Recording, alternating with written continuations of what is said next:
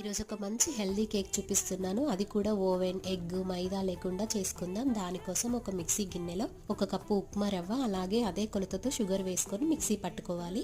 ఇప్పుడు ఇందులో రవ్వ తీసుకున్న కొలతతో గోధుమ పిండి, 1/2 స్పూన్ బేకింగ్ పౌడరు, ఏదన్నా ఎసెన్స్, అలాగే కొన్ని పాలు వేసుకొని మిక్సీ పట్టుకోవాలి.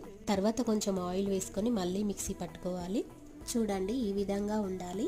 ఇప్పుడు ఒక స్టీల్ గిన్నెకు కొంచెం నెయ్యి రాసుకొని గోధుమ పిండి లేదంటే బటర్ పేపర్ వేసుకొని మనం మిక్సీ పట్టుకున్న పిండిని ఇందులో వేసుకొని ఒకసారి గట్టిగా ఇలా ట్యాప్ చేయాలి. ఏదన్నా బుడగలు ఉంటే పోతాయి. ఇందులో డ్రై ఫ్రూట్స్ కట్ చేసుకొని వేసుకొని మనం ముందుగా వేడి చేసుకున్న ఒక గిన్నెలో పెట్టుకొని ఒక 30 నిమిషాలు ఉడికించుకోవాలి. ఇలా 30 నిమిషాలు ఉడికిన తర్వాత ఒక చాకుతో చెక్ చేసుకుంటే పిండి ఏమంటకపోతే కంప్లీట్గా ఉడికినట్టు. దీన్ని చల్లారినాక వేరొక ప్లేట్లోకి మార్చుకోవాలి. చూడండి ఎంత సింపుల్గా అయిపోయిందో కదా. పిల్లలకు కేక్ అంటే చాలా ఇష్టం. ఎప్పుడన్నా ఇలా హెల్దీగా చేసి పెట్టండి, చాలా ఇష్టంగా తింటారు.